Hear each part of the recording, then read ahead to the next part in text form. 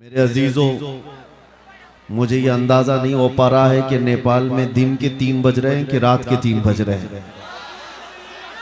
रात के 3 बजे मोमिनीन का ये हुजूम और इनका जोशो खरोश, ठंडियों की सख्त रातें भी आप तमामी हजरात के अंदर ऐसी गर्मी पैदा की हुई है कि मैं बाहर देख रहा हूं, ठंडियां काफी ज्यादा हैं, लेकिन इस मजमे के अंदर तो गर्मी 50 डिग्री से ज्यादा है। वजह यह है कि ये गर्मी इश्क़ मुस्तफ़ा की है और इसीलिए जहां ये चीज होती है वहां का मोमिन ठंडा कभी नहीं हो सकता। जुबान काट लो, लहजा बदल नहीं सकता। तुम्हारी लौ से ये लोहा पिघल नहीं सकता। अजीजान गिरामी, आज आप तमामी हजरात एक दूसरे को ना बिठाएं। मैं जानता हूं बैठने की जगह ही कहां है। जैसे हैं तैसे हैं, खड़े रहें, बैठे रहें, जो जिस हाल में हैं। और मिंबर नूर पर मौजूद तमाम उलमाए ज़बील एहतराम और मशाइख का अदब व एहतराम बाकी रखें। लाठी डंडे वाले अगर वो ये समझ रहे हैं कि उनकी लाठियों से ये सब संभल जाएंगे तो ऐसा कभी होने वाला भी नहीं। इसलिए कि हमें पता है ये वो कौम है जिसको लाठियों से सीधा नहीं किया जा सकता। लाठियां नीचे रख लें, इसलिए कि सही कहा आपके नाज़िम इजलास ने कि वीडियो में उसको किसी और माने में बयान कर दिया जाता है। हाँ, आप तमामी हजरात के सामने सिर्फ एक बात का मैं जिक्र करूंगा कि हालात जिस कदर तेजी से करवट लेते जा रहे हैं और जितनी तेजी से बदलते हुए जा रहे हैं, तुम्हारे इम्तिहानात की घड़ी वैसी करीब आती जा रही है। तुम्हारे ईमान का इम्तिहान, तुम्हारे इश्क़ मुस्तफ़ा का इम्तिहान, तुम्हारे सबात व इस्तिकामत का इम्तिहान। इन तमाम इम्तिहानात में नौजवानों खालिस एक चीज की जरूरत रह जाती है हमेशा कि दुनिया ने हमसे बहुत कुछ छीना है। अखलाक भी छीन लिया है, किरदार भी छीन लिया है, इल्म भी, हमारे तमाम ओहदे भी, दौलत भी, सियासत भी, इख्तिदार भी, सब छीन लिया है। और जिसकी बुनियाद पर यह कौम आज इंतशार की शिकार है। हम सब मुंतशिर हैं, टूटे बिखरे हुए हैं, लेकिन फिर उसके बावजूद एक बात मैं जरूर कहूंगा, दुनिया तो ये कहती है कि ये बैकवर्ड लोग हैं, ये बिछड़े हुए समाज के लोग हैं, इनके पास अखलाक, किरदार, एजुकेशन, सियासत, इख्तिदार कुछ नहीं रह गया।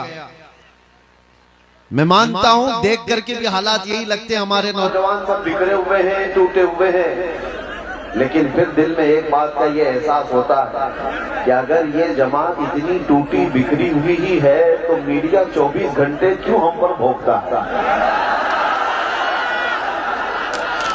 ये मीडिया के तमाम दज्जाल हमें निशाने पर रखे क्यों हैं? वो ये बताना चाहते हैं कि तुम 1000 टूट कर बिखर जाओ तब भी कुछ बात तो है कि मिटती नहीं हस्ती हमारी। कुछ बात तो है कि मिटती नहीं हस्ती हमारी। सदियों रहा है दुश्मन दौरे ज़मा हमारा, तौहीद की अमानत सीनों में है हमारे, आसान नहीं मिटाना नामो निशा हमारा।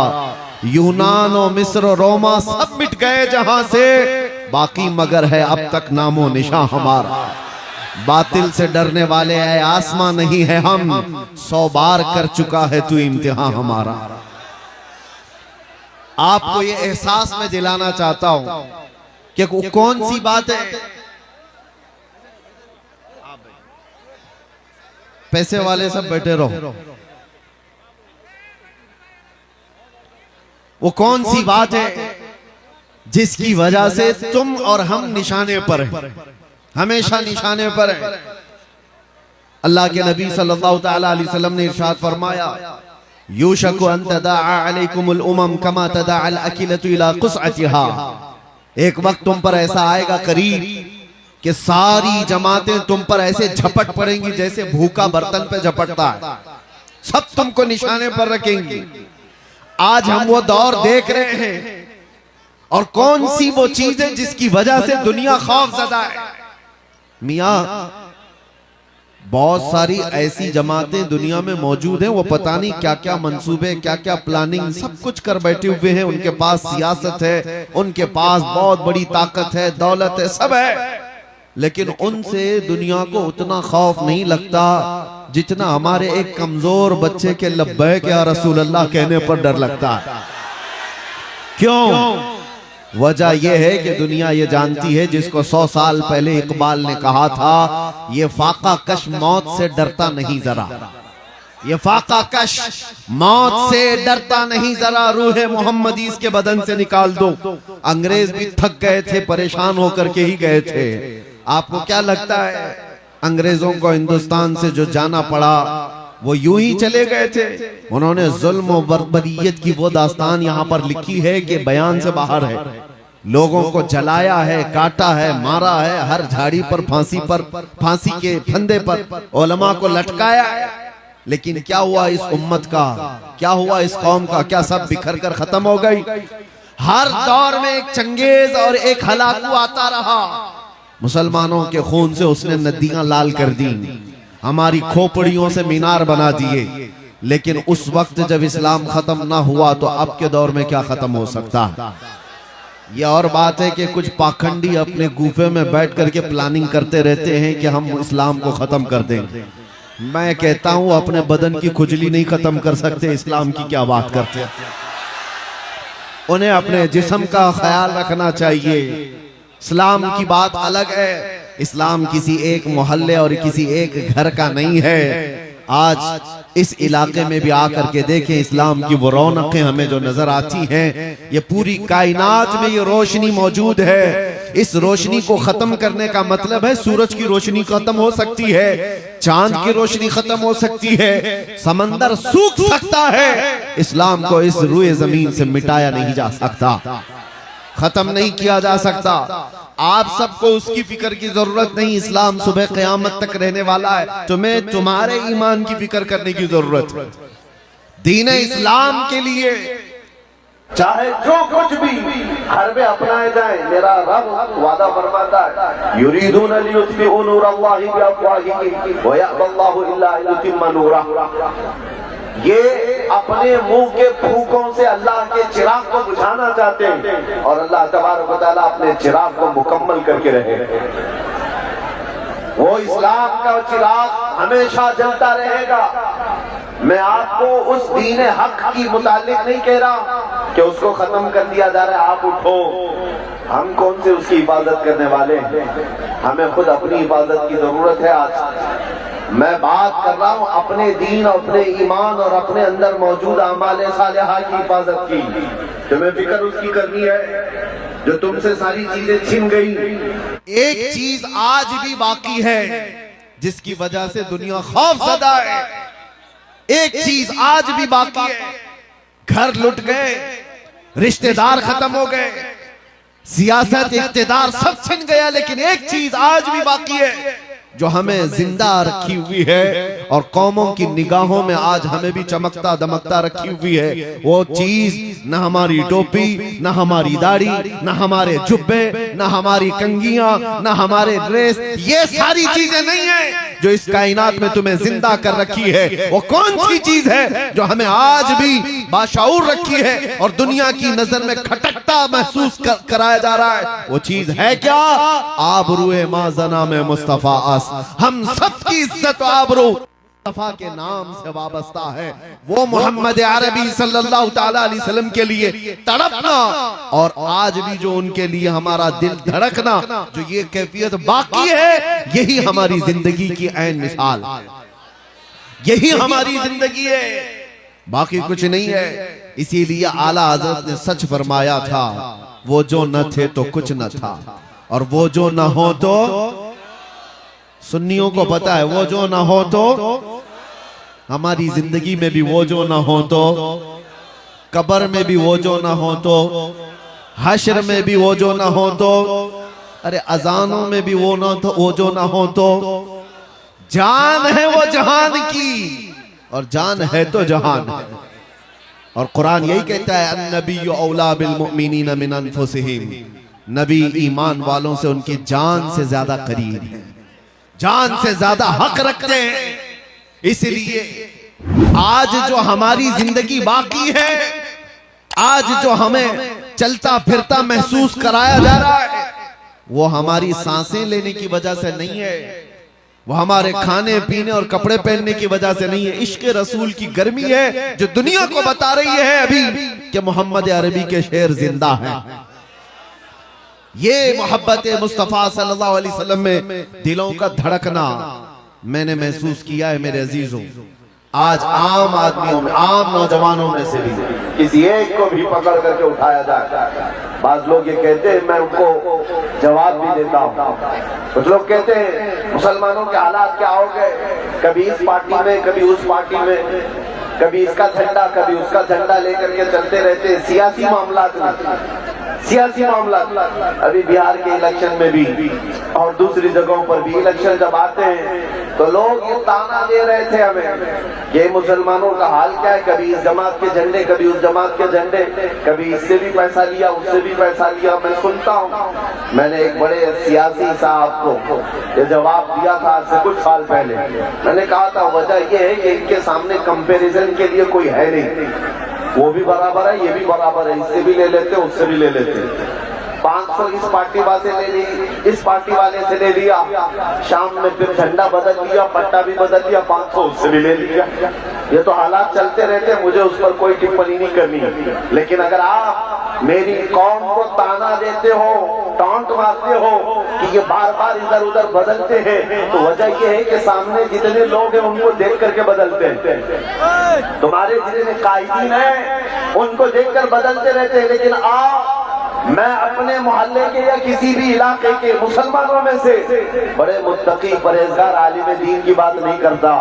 एक आम नौजवान को भी उठाओ, आम नौजवान को उठाओ और उसको मेरे सामने लाओ। आप भी बैठना, एक तरफ आप 1 करोड़ रुपए सामने रख देना और दूसरी तरफ गुंबद खजरा को दिखा करके पूछना, है नौजवान ये लेता है या गुंबद खजरा को ठोकर मार सकता है? हमारा हर नौजवान ये कहेगा अपना सब कुछ गुंबद खजरा कल भी था और आज भी है, मेरे नबी से मेरा रिश्ता कल भी था और अरे हमारे आमाल बुरे हो गए सही, ये भटक गए हैं अमाल के एतबार से। लेकिन एक बात है मेरे अजीजों, आज से 4 साल पहले दिल्ली में जाने के लिए ऐलान किया हुआ था। एक पाखंडी भोंक रहा था हुजूर पाक की शान में, हमने उसको मुबाहले की दावत दी थी, शायद सबको पता हो। हम जा रहे, उस वक्त की एक हालात मुझे पता है। एक नौजवान आया और अजीब जीन्स फटी हुई है, कान में बाली है, टैटू लगे हुए हैं। आकर के उसने मुझसे कहा कि मुफ्ती साहब मैंने सुना है आप आग में कूदने जा रहे हैं। मैंने कहा आपको क्या है इससे, आप क्या चाहते हैं? कहा नहीं, मैं गुनहगार बहुत हूँ, मैं कभी मस्जिदों की तरफ ज्यादा नहीं आया, लेकिन इतनी बात है कि आग में कूदने की बात आई अपने नबी की, तो आप नहीं जाना, मुझे उसमें भेज दे, मैं जलने के लिए तैयार हूँ, आप ना जाएं, आप खड़े रहें। उसको देख करके मेरे आंखों में आंसू आ गए थे। फिर बारगाह मुस्तफा में मैंने ये अर्ज किया था, या रसूल अल्लाह, ये उम्मत गुनहगार हो गई लेकिन गद्दार नहीं है, गद्दार नहीं है। और जब तक गद्दारी नहीं आएगी तुम्हारे ऊपर किसी का कुछ नहीं हो सकता और कोई बाल बेका भी नहीं कर सकता। ज्यादा से ज्यादा क्या होगा, जेलों में डालोगे, और जेलों में जाना हमारे लिए नई बात नहीं है, हमारे आबा व अजदाद की सुन्नत है। जाएंगे आएंगे, और इससे ज्यादा क्या करोगे, फांसी पर चढ़ाओगे, वो भी हमारे लिए ताज्जुब की बात नहीं है। फांसी पर भी मेरे मुस्तफा के गुलाम चढ़ चुके, ये कहते हुए कोई गुल बाकी रहेगा न चमन रह जाएगा, पर रसूलुल्लाह का दीने हसन रह जाएगा। सब फना हो जाएंगे काफी वो, लेकिन हश्र तक नाम हजरत का जुबानों पर चलन रह जाएगा।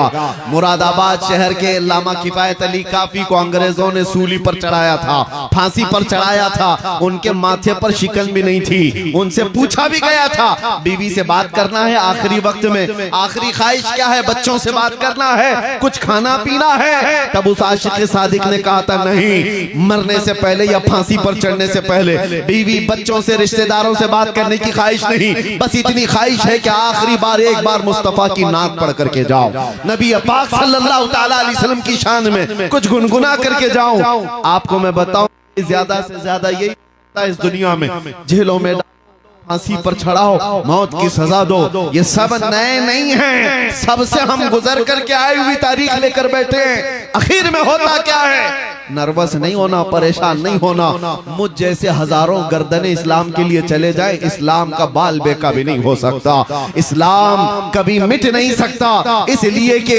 इस्लाम जिंदा होता है हर करबला के बाद, इस्लाम जिंदा होता है हर करबला के बाद। किफायत अली काफी को फांसी देकर 8 दिन तक अंग्रेजों ने जश्न मनाया था। किस लिए?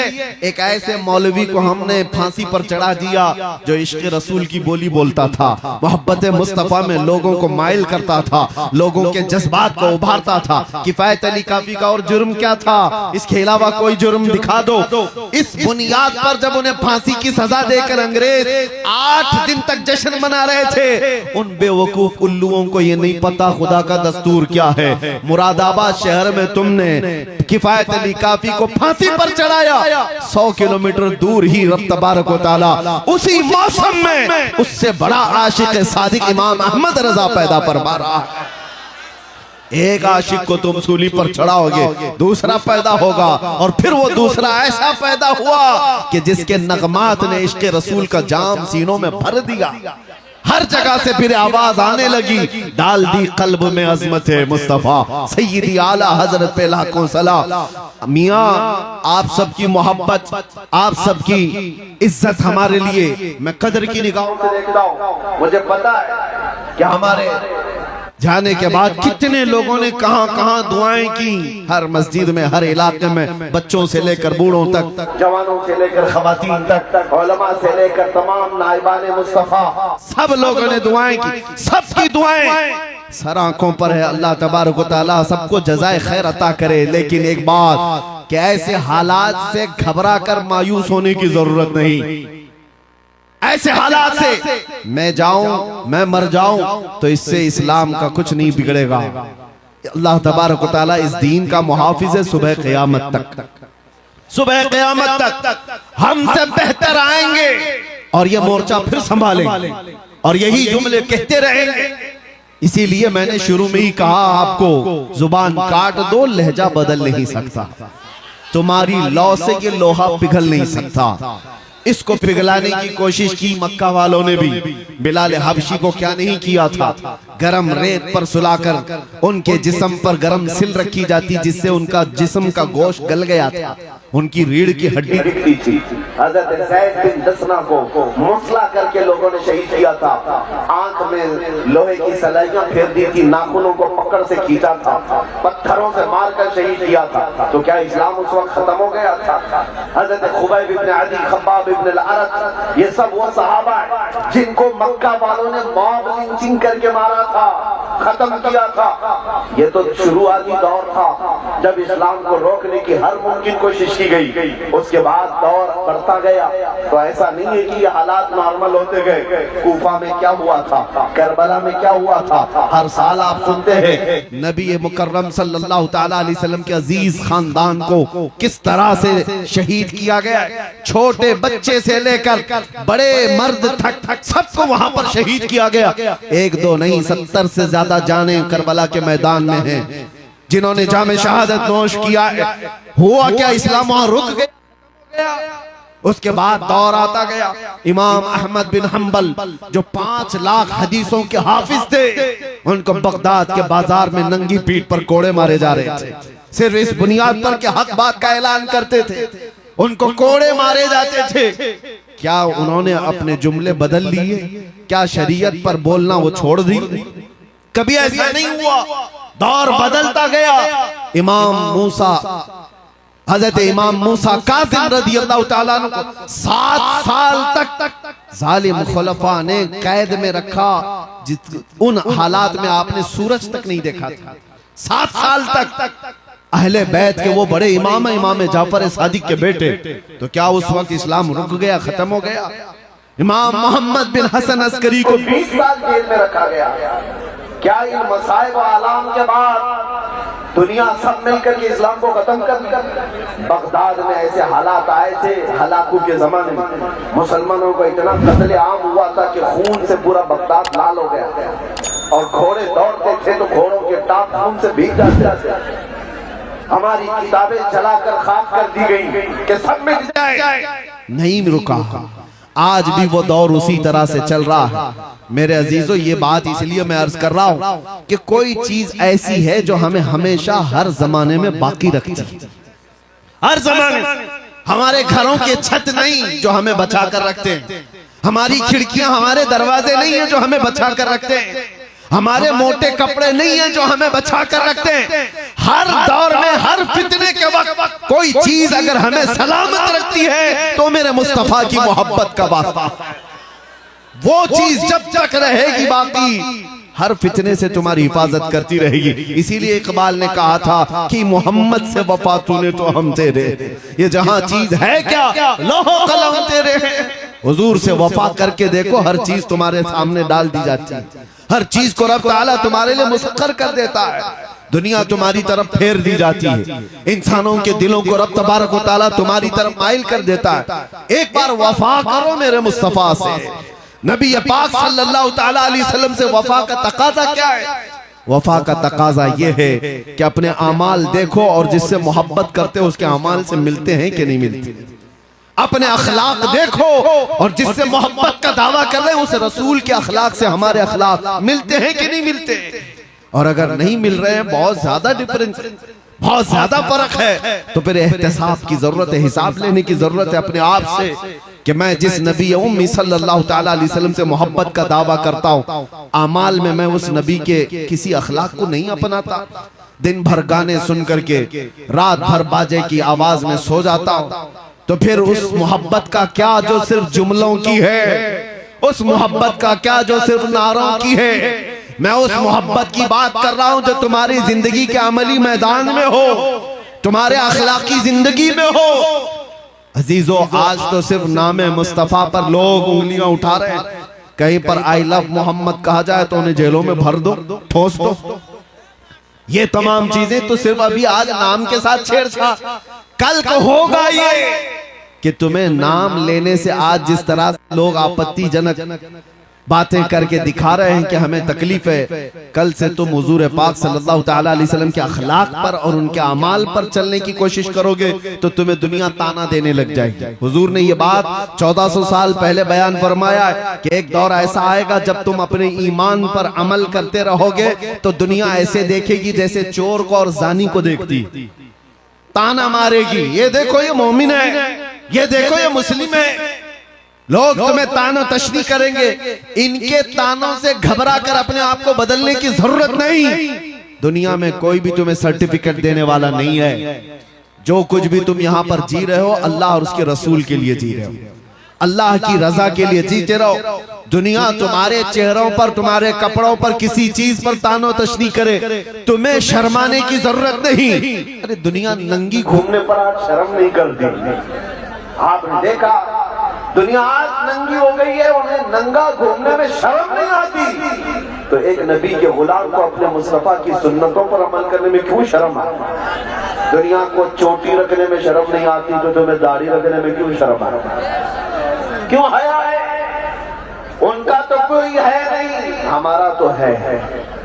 वो जिसके फॉलोअर हैं, हमें पता नहीं वो उनको देखता भी है कि नहीं देखता। आज नौजवानों से मैं कहता हूँ जिसके पीछे चलने की बात करते हैं, मैं उसका फैन हूँ, इसका फैन हूँ, पता नहीं किसके किसके फैन है। और उसकी तरह हेयर स्टाइल, उसकी तरह कपड़े, उसकी तरह फेस कट, किसी एक्टर के, किसी एक्ट्रेस के फिदाई लोग मौजूद हैं। कभी पूछना, मैं एक बात कह करके जाता हूँ, मरने से पहले जिसके तुम फैन हो उसको एक लेटर लिख के जाना कि मैं सब बाल भी तुम्हारी तरह रखता था, कपड़े भी तुम्हारी तरह पहनता था, फैशन भी तुम्हारी तरह करता था, मरने वाला हो और कभी कब्र में मुनकर नकीर आए तो आकर के बचा लेना। वो क्या बचाएगा जो खुद जहन्नम में जाने वाला है? वो क्या बचाएगा? तुम्हें खुद को भी पता है तुम ऐसा खत भी नहीं लिख सकते और ऐसा बोल भी नहीं सकते, लेकिन हमसे पूछो, हम कह भी सकते हैं, बोल भी सकते हैं। मरने से पहले हम अपने आका की बारगाह में ये अर्ज भी कर सकते हैं, या रसूल अल्लाह, दुनिया में जीता था तो आपका नाम लेकर जीता था, खाता था तो आपका नाम लेकर खाता था, अखलाक में कोशिश करता था आपकी सुन्नतों पर अमल करने की, आपकी तरह पहनने की, आपकी तरह बोलने की, ये तमाम चीजें करता रहा। आका अब मौत का वक्त करीब आया, मुनकर नकीर आए तो बचा लेना। मेरे अजीजों बताओ, अपने दिल पर हाथ रख करके वो दुनिया का दज्जाल मक्कार जो तुम्हें आज गुनाहों की तरफ फांस करके रखा है, कोई एक्टर हो के एक्ट्रेस, वो बचाएगा या आमिना का लाल कब्र में आकर के बचाएगा? मशाइख बुजुर्गान दीन ने ये फरमाया है, जो आशिक़े सादिक कब्र में जाता है, मुनकर नकीर बाद में आते हैं, मुस्तफा पहले तशरीफ लाते हैं। और ये बात इसलिए मैं कह रहा हूं कि वो आमिना के लाल रसूल मुकर्रम सल्लल्लाहु ताला अलैहि वसल्लम न तुम्हें दुनिया में तन्हा छोड़ेंगे, न कब्र में और न हश्र में। वो तन्हा नहीं छोड़ेंगे। एक बार वफा करके देखो। हमने महसूस किया है मेरे अजीजों, हमने तन्हाई के औकात में भी देखा है कौन हमारा साथी है, कौन है। जब अपने अजीज और करीबी लोग, रिश्तेदार तक हमारी खैरियत नहीं पूछ सकते, दीवारों में हम बंद हैं, उस वक्त हम किसको देखते? कभी बेटे की याद आए, कभी बेटी की याद आए, कभी भाई की, कभी बहन की, या फिर अपने चाहने वालों की। हजार लोगों की ख्वाहिश कर ले, लेकिन कोई आ तो नहीं सकता दीवार तोड़ करके। हमने वो तन्हाई के हालात देखे, लेकिन एक याद आती थी तो सब गम भूल जाते थे। उनके निसार कोई कैसे ही रंज में हो, जब याद आ गए हैं सब गम भुला दिए। वो याद है मेरे मुस्तफा की, नबी पाक सल्लल्लाहु ताला अलैहि वसल्लम की। हमने दुनिया में महसूस किया है उस नबी मुकर्रम की याद हमें जेल की तन्हाइयों में भी तन्हा होने नहीं देती, तो फिर कब्र की अंधेरी रात में वो कैसे तन्हा होने देगी? इसीलिए आला हज़रत की बात सुनो। आला हज़रत ने 100 साल पहले हमसे ये कहा था, आज ले उनकी पनाह, आज मदद मांग उनसे, कल न मानेंगे कयामत में अगर मान गया। उन्हें जाना, उन्हें माना, ना रखा गैर से काम, लिल्लाहिल हम्द में दुनिया से मुसलमान गया। एक चीज अपना लो मेरे अजीजों, सैयदना उमर इब्ने खत्ताब की बात याद आती है। हुजूर पाक सल्लल्लाहु ताला अलैहि वसल्लम की बारगाह में बैठे कब्र के हालात बता रहे हैं। हज़रत उमर से हुजूर ने, उमर जब कब्र में मुनकर नकीर आएंगे सवाल करने के लिए, तुम क्या जवाब दोगे? तुम कैसे उनका मुकाबला करोगे? हज़रत उमर ने क्या पूछा जानते? रसूल पाक सल्लल्लाहु ताला अलैहि वसल्लम से अर्ज करते हैं, आका मुझे ये बात बता दे, आज जो मैं आपसे मोहब्बत करता हूँ, क्या ये मोहब्बत मरने के बाद कब्र में बाकी रहेगी? हुजूर ने फरमाया, है उमर, दुनिया वालों की मोहब्बत मौत तक बाकी रहेगी, खत्म हो जाएगी, मगर मुझसे जो मोहब्बत करता है उसकी मोहब्बत कब्र में भी बाकी रहेगी और हशर में भी बाकी रहेगी। हज़रत उमर कहते हैं इतना सुनने के बाद, या रसूल अल्लाह, अगर ये आपकी मोहब्बत बाकी रहेगी कब्र में भी, तो फिर मामला मेरे हवाले कर दे, मैं खुद निपट लूंगा। नकीर इनको क्या जवाब देना, मुनकर नकीर को क्या जवाब दूंगा, वो मैं खुद देख लूंगा। इसलिए कि या रसूल अल्लाह, अगर आप साथ हैं तो फिर हर मुसीबत हल की है। यही सहाबा का नारा था, या रसूल अल्लाह कुल्लु मुसीबतिन बादका जुललुन। एक सहाबिया ऐसी आई थी मेरे आका की बारगाह में, जिनके एक ही जंग में 4 रिश्तेदार शहीद हो गए थे, बाप भी, बेटा भी, भाई भी और शोहर भी। 4 लोग कत्ल हो गए मैदान में। औरतें आज देखें, इनकी उंगली पर जख्म आ जाए तो वावेला मचाएंगे। आज हमारी औरतों को देखे, कॉकरोच देख करके ये उछल कूद करें। मदीने की वो खातून थी जिसके 4 रिश्तेदारों का एक ही मैदान में इंतकाल हो गया है, शहीद हो गए। हर कोई आता था और उस औरत से कहता था तेरा भाई शहीद हो गया, फिर आगे कहता था कोई के तेरा शोहर शहीद हो गया, तेरा बेटा शहीद हो गया, तेरा बाप शहीद हो गया। वो खातून बढ़ चली गई और उसके बाद झिल्ला करके कहती है, सब मेरे रिश्तेदारों की मौत की खबर देते हो, जरा ये तो बताओ आमिना का लाल सलामत है या नहीं? मुस्तफा करीम सल्लल्लाहु अलैहि वसल्लम की जात सलामत है या नहीं? लोगों ने कहा अल्लाह के रसूल सलामत हैं, वो बखैरियत है। जानते हो वो खातून ने क्या कहा? मैं देखना चाहती हूँ, जब तक देखूंगी नहीं मुझे इत्मीनान नहीं होगा। जिसके घर के 4 लोग शहीद हो चुके, वो खातून कहती है मैं पहले मेरे नबी को देखना चाहती हूँ। जब रसूल करीम सल्लल्लाहु अलैहि वसल्लम के करीब उस खातून को किया गया, अल्लाह अल्लाह, उसके चेहरे पर मुस्कान थी, मुस्कुराहट, सब गम भूल गए। और किसका इंतकाल हुआ, किसकी शहादत हुई याद नहीं। हुजूर को देख करके उस खातून ने कहा अपना आंचल फैला करके, आमिना का लाल सलामत है तो कुल कायनात सलामत है। या रसूल अल्लाह कुल्लु मुसीबतिन बादका जुललुन, ऐ अल्लाह के रसूल अगर आप हैं तो फिर हर मुसीबत छोटी है। इसीलिए हम सबका भी ये नारा होना चाहिए, कल लाठी डंडों से भागने वाली कौम में तुम्हारा नाम ना हो। कल कभी कोई तुम्हें गन की पॉइंट पर कोई और चीज के लिए उगलवाने की बात करे तो ये दीन इतना सस्ता नहीं है कि तुम समझौता करने लग जाओ। अपने नबी की मोहब्बत पर कभी भी समझौता ना करना। जो जान मांगो तो जान दे दो, जो माल मांगे तो माल दे दो, मगर ये हमसे कभी ना होगा नबी का जाहो जलाल दे दो।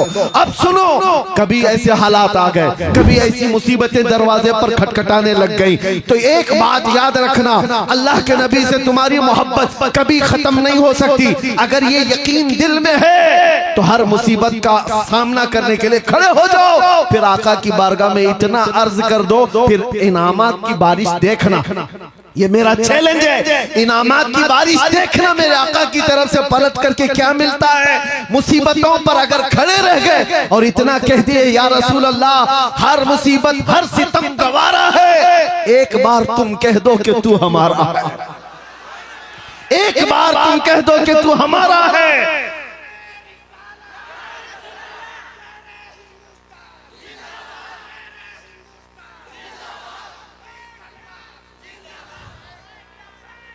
मेरे अजीजों तवज्जो, मुस्तफा करीम सल्लल्लाहु ताला अलैहि वसल्लम की माइयत का एहसास कि मेरे आका मेरे साथ हैं, कभी तुम्हें तन्हा होने नहीं देंगे, कभी तुम्हें बुज़दिल बनने नहीं देंगे, ये चीज तुम्हें नर्वस होने नहीं देगी। आज हम इसीलिए नहीं टूटते, नहीं बिखरते कि हमें एहसास है कि दुनिया अगरचे छोड़ दे, मकीने गुंबदे खजरा कभी हमें नहीं छोड़ते। और हम जीते ही हैं उनकी मोहब्बत के लिए, हम जीते ही हैं उनके नाम पर। और हमें आज जो इज्जतें मिली हैं वो किस बात पर है? मुझे बताओ किस बात पर ये इज्जतें मिली हैं? ये हजारों का मजमा, ये जो लोगों का तांता बदा रहता है देखने के लिए, मिलने के लिए। दुनिया में कभी सुना है अरे जेल से छूटे हुए कैदी अपना मुंह छुपा करके घूमते हैं, और एक कैदी वो है जिसे दुनिया देखने के लिए बेताब है, इसलिए कि उस कैदी में इस कैदी में बड़ा फर्क है। कोई चोरी करके अंदर गया तो मुंह छुपा कर घूमेगा, मगर मेरे मुस्तफा का नाम लेकर के गया तो सर उठा करके दिया करेगा, सर उठा कर दिया करेगा। ये कोई पाप दीवानी और मजनू कौम की आदत नहीं है। ये तमाम जो उस्ताकाने मुस्तफा की भीड़ है, हमने देखा है दुनिया तो सेलिब्रिटीज को देखने के लिए शायद भीड़ लगाती हो, मगर ये बहुत कम है। वो सेलिब्रिटी कौन होते हैं हमें उसका पता नहीं, लेकिन हमने अपनी जिंदगी में देखा मुस्तफा करीम की चौखट के कुत्ते को देखने के लिए भी हजारों की भीड़ जमा होती है। हमारी हैसियत उससे ज्यादा नहीं, बल्कि शुमार अगर मेरे आका कर ले अपने दरबार के चौखट के कुत्तों में से, ये हमारी जिंदगी की बड़ी महराज है। सगे तैबा सब कह कह के पुकारे बेदम, यही रखियो मेरी पहचान मदीने वालों। अजीजा ने जो बात कह रहा हूँ उसको तवज्जो से सुनो। ये इज्जतें क्यों मिलती हैं? उस नाम की वजह से, उस नाम की बरकत है। और उनको छोड़ोगे तो इज्जतें बहुत दूर भाग जाएंगी, उनसे रिश्ते कमजोर करोगे, दुनिया तुम्हें उछाल कूद का निशाना बना लेगी। कभी इधर से उछालो, कभी उधर से उछालो। वो वक्त क्या था जब तुम्हारे कलमे पर उंगली उठ सकती थी, अजान पर, कुरान पर, हुजूर की जात पर नहीं। आज हालात बिगड़ते इसलिए गए कि तुम उनके अखलाक और किरदार से खुद दूरी बना बैठे हो।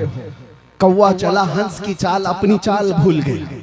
ये एक मुहावरा है, कौवा चला हंस की चाल और अपनी चाल भूल गया। मगर मैं अपने जवानों को कहता हूं कि शेर चला कुत्ते की चाल और अपनी चाल भूल गया।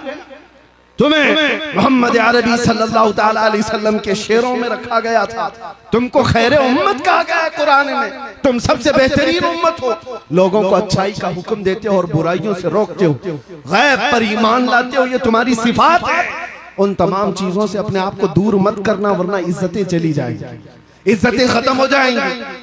और इज्जत बाकी रहती है हुजूर पाक की वफा की वजह से, हुजूर पाक सल्लल्लाहु ताला अलैहि वसल्लम की निस्बत की वजह से। आज आखिर में मैं सिर्फ इतना कहना चाहूंगा, आला हज़रत इमाम अहले सुन्नत फाजिल बरेलवी रज़ियल्लाहु ताला अन्हु 100 साल का अरसा गुजर चुका, उस मर्दे आशिक सादिक को गुजरे हुए, लेकिन मजमू में देखो कैसा जिंदा नजर आता है। एक बार अगर कह दिया जाए इश्क मोहब्बत, इश्क मोहब्बत, ये जोश कैसे आता है? ये मजमू में आज भी जिंदगी बाकी रखा हुआ। अरे नाम में इतना असर है आला हज़रत के, तो काम में कितना असर होगा और साथ में कितना असर होगा। किस लिए आला हज़रत 100 साल से आज भी हमारे जलसों की रौनक बने हुए, हमारी आंखों का सुरमा बने हुए? क्यों?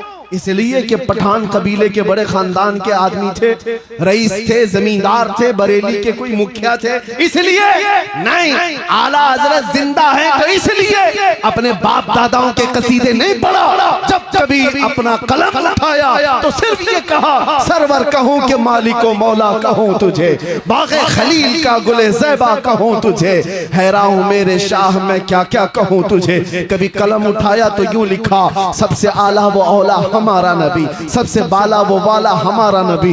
दुनिया अपने अपने ममदूहों की तारीफ यूं करती है, फलां सेठ साहब बहुत बड़े हैं, वो नेता बहुत पहुंचे हुए हैं। तुम जिसके खाते हो उसके गाते हो। बड़े बड़ों की नेताओं की तारीफ में लोग पुल बांधते हैं। बरेली का आशिक सादिक यूं कहता है, सारे ऊंचों में ऊंचा समझिए जिसे, है उस ऊंचे से ऊंचा हमारा नबी। सारे अच्छों में अच्छा समझिए जिसे, है उस अच्छे से अच्छा हमारा नबी। और फिर पुख्ता अकीदा देते हुए सुन्नियों को यूं कहता है बरेली का इमाम, कौन देता है देने को मुंह चाहिए, अरे देने वाला है सच्चा हमारा नबी। ये उनके नगमात हैं, उनका इश्क है जो उन्हें आज भी हर महफिल की रौनक बनाया हुआ। इसीलिए याद रखो, हुजूर पाक सल्लल्लाहु ताला अलैहि वसल्लम से वफा करने वाला वो कभी मरता नहीं है नाम के साथ। हाँ, जिस्म इंतकाल करके दुनिया से जा चुका होता है, लेकिन नाम को अल्लाह ताला आज भी बाकी रखता है। वो कीड़े मकोड़े कहाँ गए जो गुस्ताखियां करते थे? ये मौसम में आएंगे और चले भी जाएंगे। इन कुत्तों को उनकी औलाद भी नहीं पहचान पाएगी। लेकिन एक बात याद रखना, हस्सान बिन साबित 1400 साल पहले मेरे आका की बारगाह में कहते थे, वो अहसनु मिनका लम तरा क़त्तु ऐन व अजमलु मिनका लम तलिदिन निसाउ। या रसूल अल्लाह, आपसे ज्यादा हसीन मैंने आज तक देखा नहीं, आज तक मेरी आंखों ने देखा नहीं, और आपसे ज्यादा खूबसूरत किसी माँ ने जना ही नहीं। वो कलमे आज भी महफूज हैं, आज भी महफूज हैं। 700 साल पहले इमाम बूसीरी ने कहा था, मुहम्मदुन सय्यिदुल कौनैनि वस्सक़लैनि वल फरीक़ैनि मिन अरब व मिन अजमी, नबियुन अल आमिरुन नाही फला अहदुन अबर फी क़ौलि ला मिनहु वला नअमी, हुवल हबीबुल लज़ी तुरजा शफ़ाअतुहु लिकुल्लि हौलिन मिन अल अहवालि मुक़तहिमी, या अकरमल ख़ल्क़ि माली मन अलूज़ु बिही सिवाका इंद हुलूलिल हादिसिल अममी, वला यदीक़ रसूलल्लाहि जाहु कभी इदल करीम तजल्ला बिस्मि मुंतक़िमी, फ़इन्न मिन जूदिका दुनिया व दर्रतहा व मिन उलूमिका इल्मल लौहि वल क़लमी, या नफ्स ला तक़नती मिन ज़ल्लतिन अज़मत इन्नल कबाइर फिल गुफ़रान कल्लममी, या रब्बी बिल मुस्तफ़ा बल्लिग़ मक़ासिदना वग़फ़िर लना मा मज़ा या वासिअल करमी। 170 अशआर पर लिखा हुआ ये कसीदा 700 साल पुराना है, लेकिन इमाम बूसीरी को आज भी जिंदा रखा हुआ है। आज रसूलुल्लाह से जिसने अपनी जिंदगी में वफा किया वो बाकी रहता है। और पीर मेहर अली शाह गोलड़वी को हमने देखा नहीं, पंजाबी हमें आती नहीं, लेकिन जब कलाम हम सुनते हैं तो रूह झूम उठती है। मुख चंद बदर शाशानी है, माथे चमके दी लाठ नूरानी है, काली काली जुल्फ ते अख मस्तानी है, मखमूर अखे हिन मद भरिया, उस सूरत नू में जान अखा की जान जहां अखा, सच अखा रब दी शान अखा, उस शान तो शाना सब वड़िया, सुभान अल्लाह मा अजमलका मा अकमलका मा अहसनका, कितने अहरे अली की तेरी सना गुस्ताख आंखें की जारियां। पंजाबी अगरचे समझ में नहीं आती हो, लेकिन मोहब्बत मुस्तफा में बोली हुई बोली अल्लाह उसको हमेशा कायम रखता है।